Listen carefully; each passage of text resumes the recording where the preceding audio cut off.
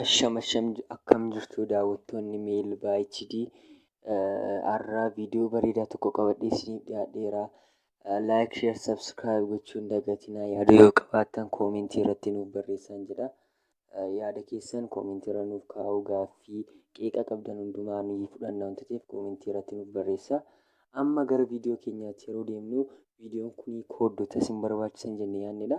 Kooddota kanaa kooddota afuran tokko qabadhee isin dhiyaadheera.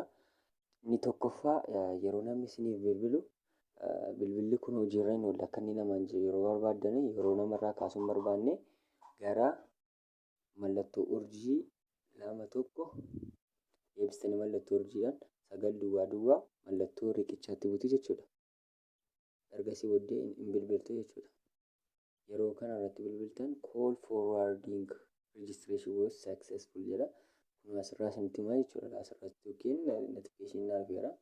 Akkas jedha forward ta'eera silkiin koo jechuudha. Akka inni namaaf hin bahu jechuudha. Hojiirra hin oolle jedhee namatti himaa jechuudha. Yeroo waan kana isinitti hin tolle yookiin irraa kaasuu barbaaddan immoo 21 deebistanii mallattoo riqichaatti bu'uudhaan hin daawwaltu jechuudha. Yeroo kana daawwaltanii call forwarding service was disabled jedha. Notification silas tures hin jiru jechuudha amma.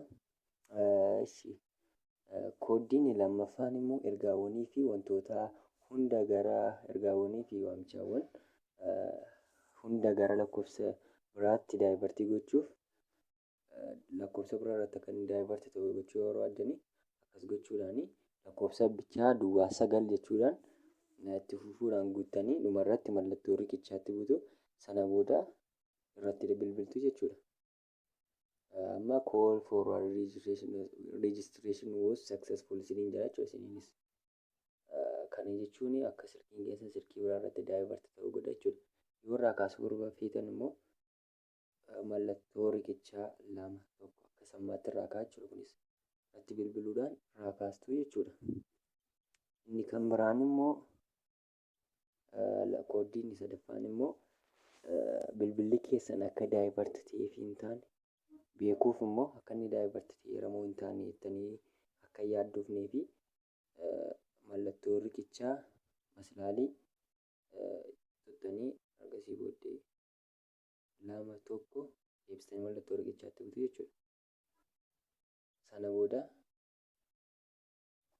call forwarding voice is not forwarded, fax is not forwarded jedha jechuudha.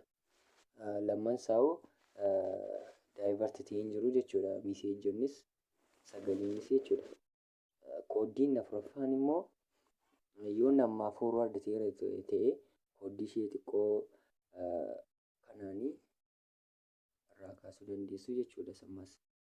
Inni afuraffaan immoo call waiting si'aawaa gochuuf gara urjii 4-3tti ergasii mallattoo riqichaa gootanii bilbiltu jechuudha. Kana booddee call waiting service was enabled jedha. Kuni enabled ta'eera waitingiin si'aawaa ta'eera jechuudha. Yoo irraa kaasuu barbaadan immoo gara mallattoo riqichaa 4-3 fi bilbiltuudhaan irraa kaastuu jechuudha. Akkasitti irraa kaa'aa jechuudha.